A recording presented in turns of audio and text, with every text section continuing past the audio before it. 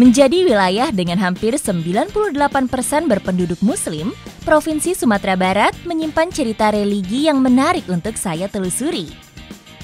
Nama Nagari Taram konon diambil dari Syekh Tuanku Taram, julukan tokoh penyebar agama Islam di wilayah ini. Petualangan saya di Nagari Taram masih berlanjut. Sekarang saya akan naik rakit di atas aliran sungai Kapalo Banda.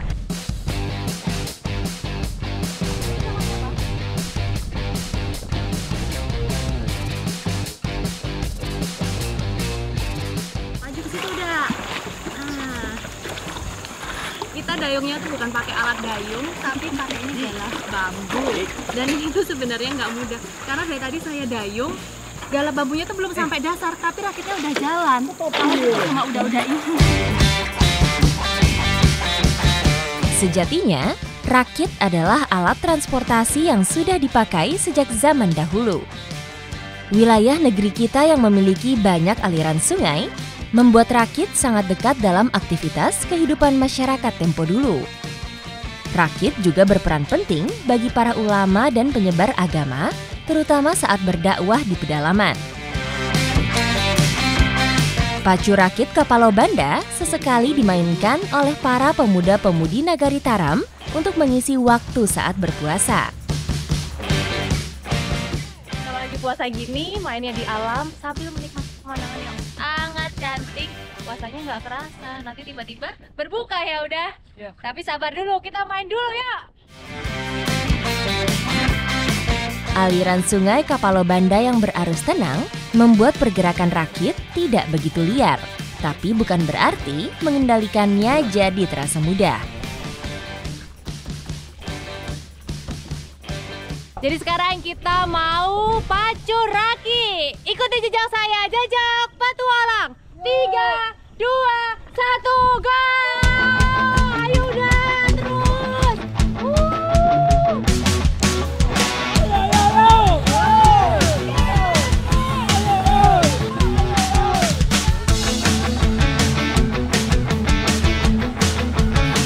Lapar dan haus serta cuaca yang terik di bulan puasa tidak menyurutkan semangat kami mengayuh galah bambu supaya rakit bisa melaju. Lintasan balap lebih kurang 300 meter dengan aliran sungai yang lebar terasa sempit karena rakit yang kami naiki sesekali saling bersenggolan.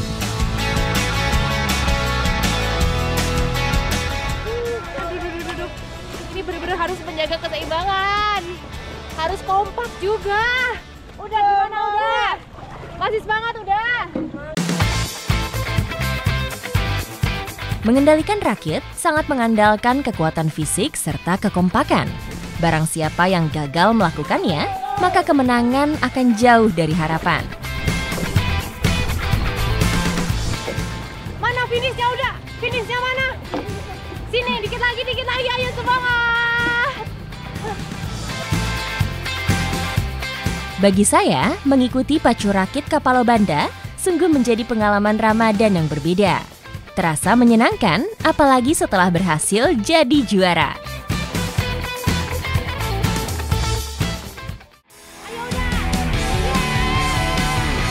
Ternyata rakit saya jadi juaranya, tapi nggak masalah, bukan tentang menang kalah, yang penting kekompakan dan kebersamaannya. Ayo, mana tadi yang kalah? Yang kalah nyebur ya.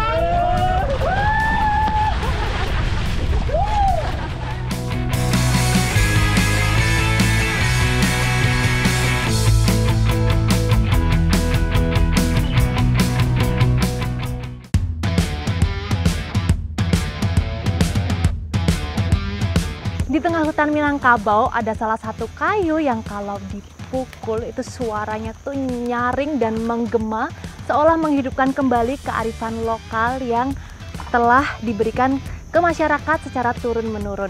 Dan sekarang saya bersama Bapak Yon dan juga udah di belakang, udah siap mau cari kayunya. Sebelum semakin jauh menelusuri hutan Bukit Nagari Taram, kami menemukan pohon yang kami cari. Ini ya Pak pohonnya ya? Ya. Besar banget. Ini kalau tingginya kurang lebih berapa Pak? 20 meter. 20 meter? Nah ini namanya pohon meranti. Iya betul. Meranti apa Mas tadi katanya? Meranti telapak gajah. Meranti telapak gajah. Karena daunnya Lebar. besar-besar, lebar-lebar kayak telapak gajah tuh. Nah, kalau yang ini telapak apa nih Pak? Biawak kali ya? Sama. Sama ya. Pohon meranti banyak ditemukan di hutan tropis kawasan Asia Tenggara. Pertumbuhan pohon ini terbilang cepat hingga bisa mencapai tinggi 80 meter dan lingkar batang lebih dari 2 meter. Wah, besar banget. Ini sama badan saya aja kayaknya besar pohonnya ya Pak ya. Tapi pohon ini bisa kita manfaatkan kayunya untuk membuat tong-tong. Iya benar, tong-tong ya Pak ya. Nah ini bayangin aja nih ukurannya segini, nanti tong-tongnya jadi sebesar apa ya? Sebelum mulai menebang pohon, doa dipanjatkan demi kelancaran dan kemudahan. Biasanya warga sini atau masyarakat sini sebelum menebang pohon atau mengambil hasil dari hutan, mengucap syukur dulu supaya diberi kelancaran juga ya Pak ya. Dan sebagai ucapan terima kasih karena alam semesta telah menyediakan apa yang kita butuhkan di hutan.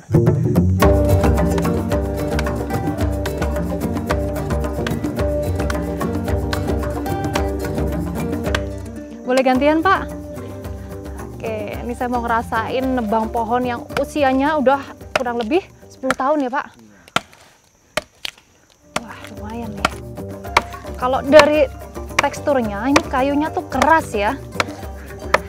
Lah ini belum dibikin tong-tong aja suaranya emang udah Bagus. nyaring ya, udah bagus ya. Coba. Nah, dengan tintu ini aja lah, keburu waktu buka puasa. Oh iya, bener juga ya Pak ya. Daripada pakai ladiang, nanti selesainya juga lama ya. Iya, iya. Masyarakat Nagari Taram biasa memadukan perkakas yang ada untuk mempermudah pekerjaan. Ini tuh kayunya benar-benar keras banget. Bayangin kalau tadi motongnya pakai ladiang. Aduh, pasti capek banget ya Pak ya. Menebang pohon tidak bisa sembarangan. Teknik, pengalaman, dan pengetahuan harus dimiliki demi menjaga keselamatan. Potongan berbentuk V di sisi pohon akan menentukan kemana arah tumbangnya pohon. Ini saya bergeser ke sini karena mengambil jarak yang aman. Karena pohonnya nanti akan roboh ke depan sana. Masih kuat Pak Yon? Wah, udah gerak Pak pohonnya Pak. 1, 2, waduh, waduh. Wow. Wah, waduh. Hampir kena pohon yang lain, Pak. Ini nggak apa-apa? Nggak apa-apa. Pohonnya ternyata lebih besar daripada apa yang kita lihat tadi loh, setelah roboh tadi. Ya Pak ya. Bapak ini luar biasa. Lagi puasa tapi tenaganya luar biasa.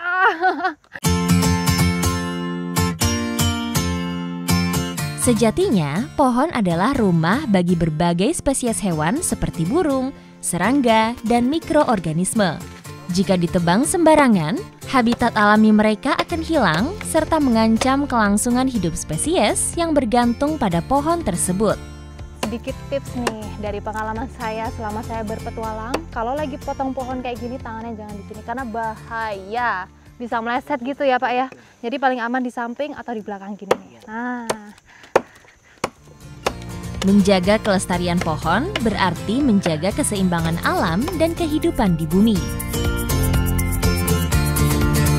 Jadi yang mau dipakai buat bikin tong-tong yang ini ya Pak? Nah, terus yang ini gimana Pak? Ditinggal? Bapak yang ngolah nanti bikin papan. Oh gitu. Berat nggak sih Mas? Oh lumayan. Coba lepas Mas, saya mau cobain Mas. Oke. Wih, berat banget Mas.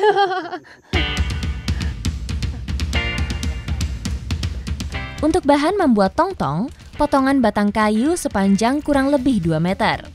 Kami masih harus menuruni bukit menuju ke tempat yang lebih landai untuk memuat tong-tong. Tong-tong adalah istilah lokal di ranah Minang untuk menyebut kentongan. Agar lebih mudah pengerjaannya, batang kayu yang masih segar harus segera diproses.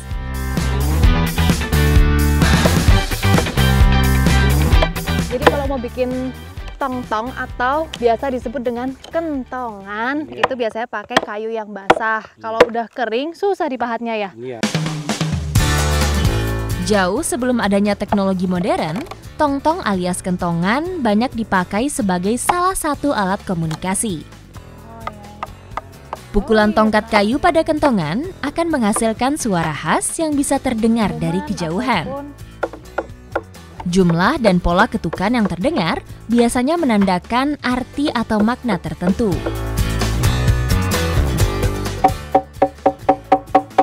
Nyaring banget suaranya. Ini walaupun belum kering tapi suaranya tetap nyaring ya Pak. Iya. Ini nunggu kering berapa lama sih? 3 hari 4 hari ya. Oh, 3 hari 4 hari. Gak apa-apa, tapi udah bisa digunakan. Nah, ini tuh fungsinya itu pada zaman dulu atau ratusan tahun yang lalu biasanya dipakai untuk penanda kalau ada bencana alam atau memanggil warga untuk berkumpul, bermusyawarah atau melakukan kegiatan tradisi dan juga bisa untuk penanda waktu untuk ibadah. Nah, sekarang kita mau bawa kentongan ini ke Surau Tuo Taram. Nagari Taram berada di wilayah Kecamatan Harau. Dalam sejarahnya di masa lalu, wilayah ini dipercaya menjadi titik pusat syiar agama Islam di Kabupaten 50 Kota, Sumatera Barat. Walau telah mengalami beberapa kali renovasi, bangunan Surau Tuo Taram yang berdiri sejak abad ke-17 menjadi saksi bisu indahnya penyebaran Islam di wilayah ini.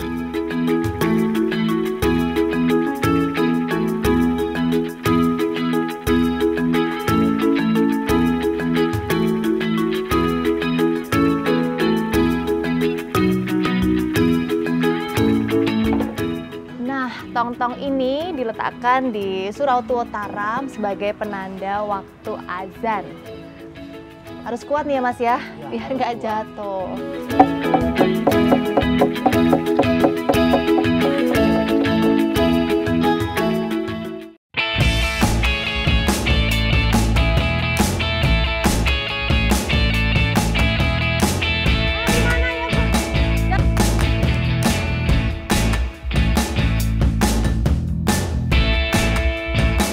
Saat memasuki musim tanam, sawah habis dibajak adalah waktu yang tepat untuk berburu belut. Karena belut biasanya sembunyi di bawah lumpur-lumpur ini nih.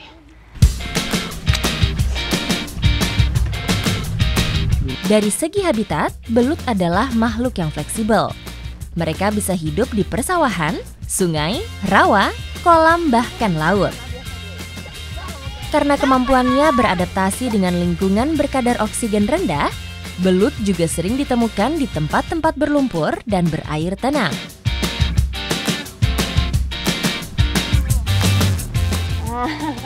Jadi kawan-kawan di sini cari belut itu waktu musim hujan, karena kalau musim hujan airnya melimpah, belutnya berkembang biak. Jadi mudah ya carinya ya.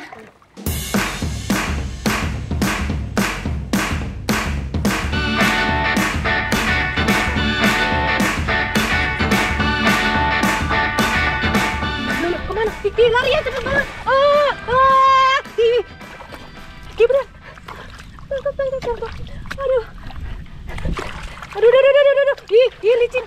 Metode mencari belut seperti ini membutuhkan insting yang tajam. Ambil. Belut biasanya bersarang atau bersembunyi di balik lumpur yang berair. Gibran, ambil. Depannya. Wah, dapat. Oh, licin banget. Akhirnya ada yang udah dapat belum? Belum. Aduh, lepas lagi.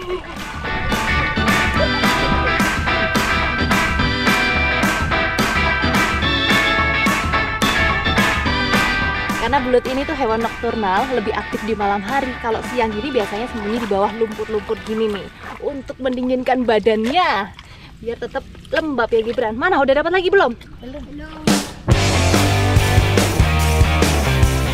Belut bernapas melalui kulit dan selaput lendir di mulutnya saat berada di lingkungan dengan oksigen rendah. Belut juga mampu bertahan di darat selama berjam-jam, bahkan beberapa hari, asalkan tempatnya tetap lembab.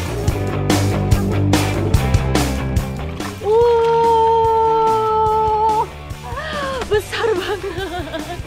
Ini belut seukuran apa ini, ular ya? Hei, Wah, dapat lengkap nih. Kita dapat sekeluarga ya. Ada bapaknya, ada mamanya nih. Ada bapaknya, mamanya, anaknya, tetangganya. Dapat semua ya. Senang nggak dapat belut? Oke, belutnya ada terkumpul dan sekarang saya mau antar ke tempat Uni untuk diolah jadi masakan khas Minang. Ikuti jejak saya, jejak petualang.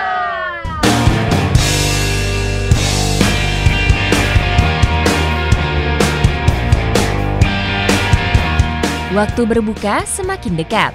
Belut yang saya dapat sudah ditunggu untuk diolah jadi santapan lezat. Berarti ini dibakar dulu ya Uni ya? Iya. Sampai lendirnya hilang? Iya. Habis nangkap belut, paling enak langsung diolah. Mumpung dagingnya masih seger. Dan olahan kita kali ini, apa Uni namanya? Namanya gulai balui daun pakis. Oh, gulai balui daun pakis. Saya belum pernah nih, rasanya kayak apa itu? Kayaknya hangat-hangat pakai cabai hijau. Cabai rawit gitu dikit. ya? Oh iya. Pakai cabai rawit. Masakan Minang memang identik dengan cita rasa pedas dan super lezat. Selain memakai takaran cabai yang cukup banyak, beberapa olahan masakan Minang juga sering memakai santan kelapa untuk bahan komposisinya. Tak terkecuali gulai balui yang sedang saya dan Uni-Uni buat ini.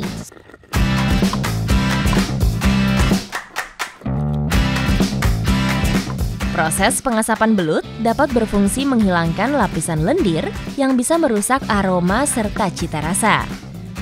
Dengan diasapi sampai setengah matang, daging belut juga menjadi lebih padat dan gurih.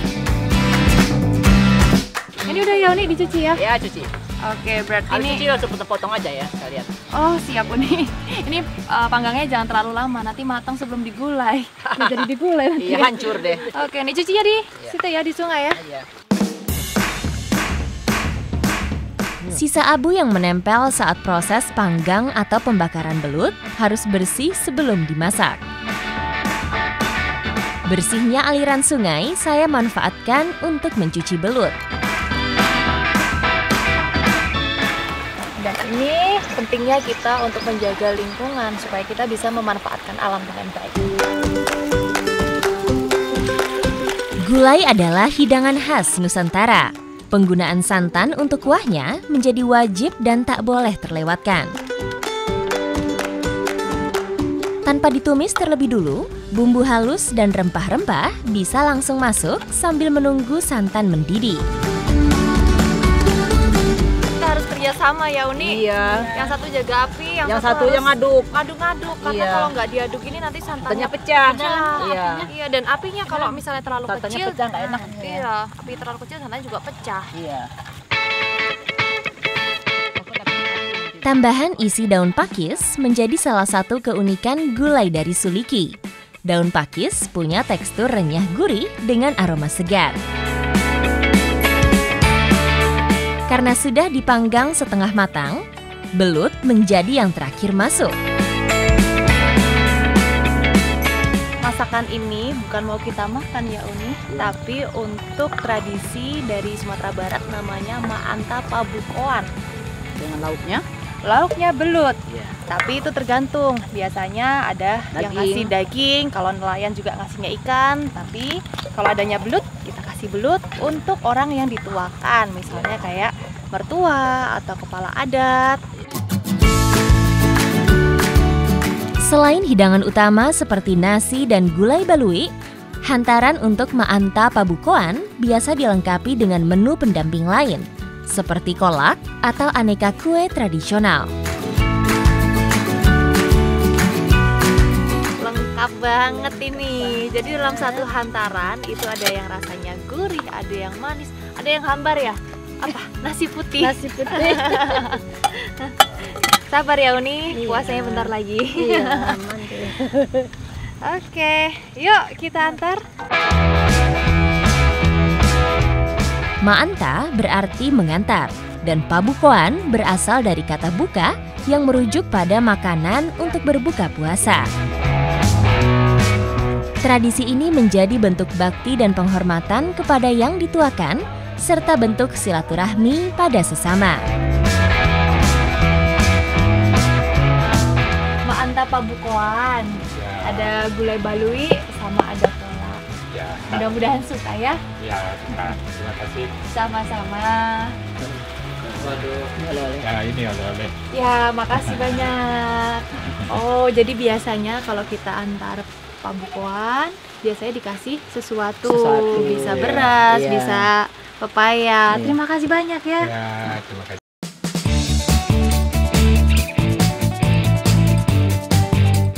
Assalamualaikum Pak Ijun. Ini juga Maanta Pabukoan. Terima kasih. Ada gulai, ada juga kolak. Rasanya enak. Mudah-mudahan suka ya. Ya. Ini ada bingkisan. Wah, terima kasih banyak. Kalau tadi kita dapat pepaya, sekarang kita dapat beras. Ya. Harus bersyukur ya apapun Ya. itu. Hal sederhana seperti ini maknanya sangat besar pada saat bulan Ramadan. Semoga kita bisa terus perbaiki karena sekecil apapun itu maknanya sangat besar buat orang lain. Ikuti jejak saya, Jajak Petualang.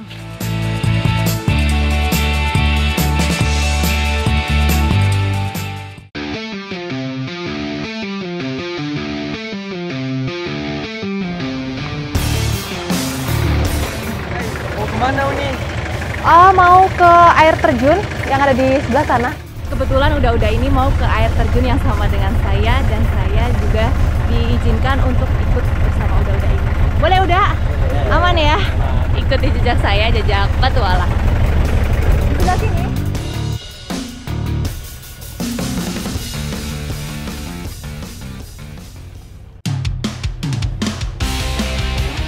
Rute perjalanan yang saya lewati berada di tepi Sungai Batang Bungo. Aliran sungai ini bersumber dari mata air alami di tebing-tebing lembah Haraunan eksotis.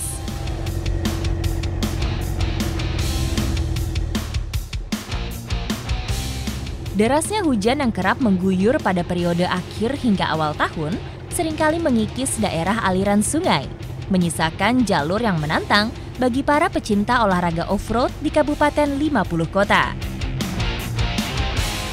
Sekarang kita mulai memasuki jalur yang tadi malam itu terendam sama air hujan dan juga mulai terkikis sama air sungai. Jadi ketika air sungainya mulai surut, itu akan mengikis jalur off-road ini. Tapi aman ya udah ya, nggak akan longsor ya. Yang penting ambil jalur yang kaki kanan, jangan yang mepet sama sungai. Tantangan yang menghadang semakin memacu adrenalin untuk terus menjelajah semakin jauh. Coba bayangin kalau tadi saya jalan kaki, aduh, pasti jauh banget ya udah ya. Paling capek lah. Jauh banget, capek, dan harus melewati jalur yang ini bukan jalur pejalan kaki ya, Bukan juga kan? bukan jalur pejalan Ini pakai kaki. jeep aja kan, lebih asik. Habis ini kita akan melalui jalur yang lebih ekstrim lagi. Ikuti jejak saya, Jajak Petualang. Oleh masyarakat setempat, lintasan ini disebut Jalur Bulu Kasotaram. Menembus lumpur dan pepohonan, jalur sepanjang lebih dari 3 km ini menghubungkan kawasan Lembah Harau dengan Nagari Taram. Ya, kayaknya kalau saya cuma duduk di sini kurang seru ya. Gimana kalau saya duduk di sebelah Boleh, situ? boleh, boleh. Bisa ya? Boleh. Oke, sama saya. Oke, nggak apa-apa, coba Kan aja. biar lebih uji adrenalin nih, Oh. buat udah-udahnya ya kan. Iya. Let's go, kita pindah ke situ.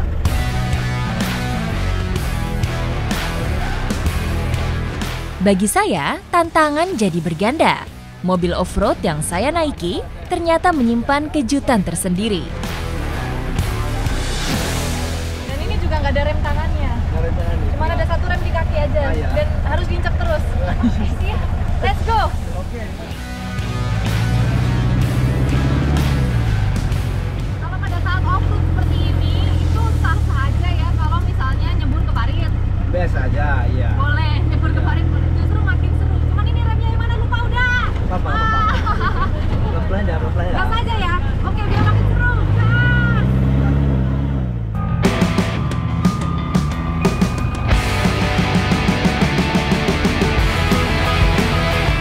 Di balik kemudi, adrenalin saya semakin terpacu. Jalur sempit dan berlumpur tidak sedikit pun membuat nyali saya luntur.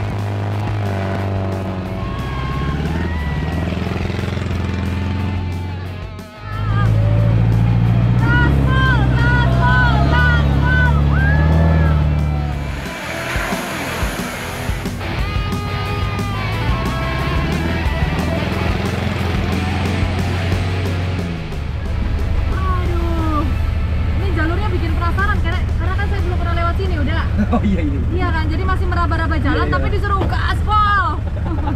Tapi seru sih. Bener udah, lebih seru duduk di sini daripada di situ. Iya, bener iya sih.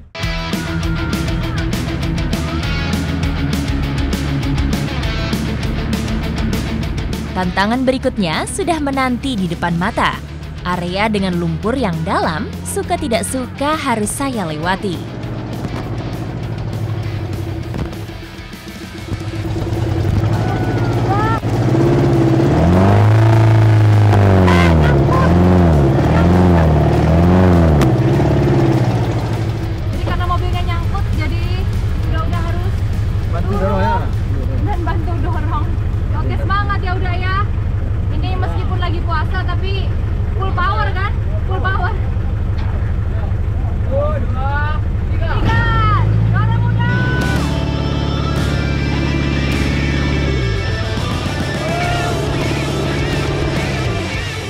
Berhasil menaklukkan satu rintangan membuat saya semakin percaya diri. Sayangnya, tantangan lain yang tidak kalah berat sudah menunggu.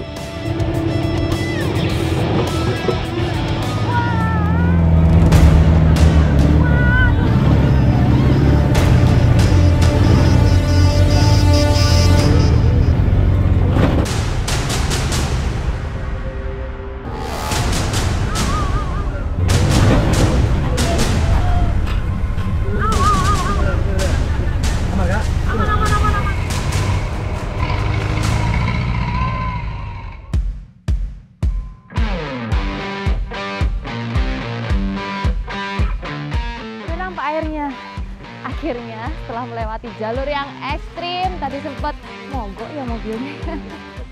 Trouble dikit, gak apa-apa. Tapi akhirnya sekarang kita sampai di air terjun Serasah Tanggo.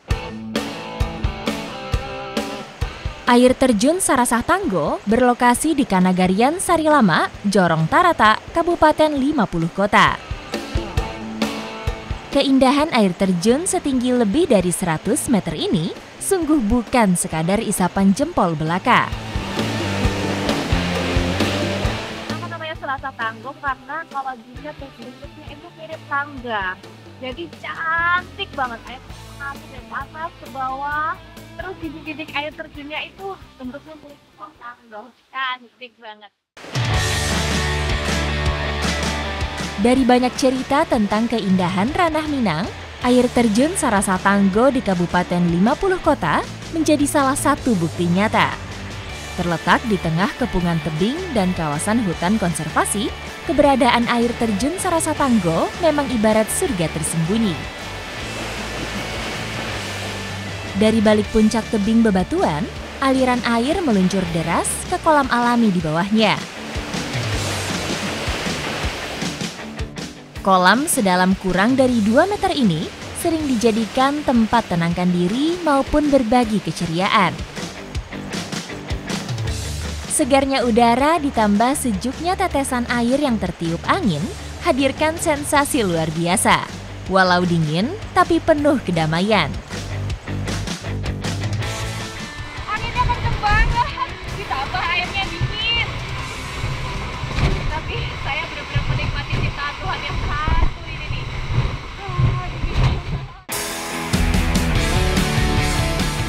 Alam adalah wujud nyata kekuasaan Sang Pencipta. Keindahannya mengajarkan manusia untuk bersyukur atas nikmat kehidupan. Kegiatan merenung, menghayati, dan memahami kebesaran Tuhan melalui alam semesta sering disebut dengan istilah tadabur alam. Tidak hanya hadirkan ketenangan jiwa, berkegiatan positif di alam juga mampu membawa keceriaan tersendiri. terutama di bulan suci Ramadan seperti sekarang ini.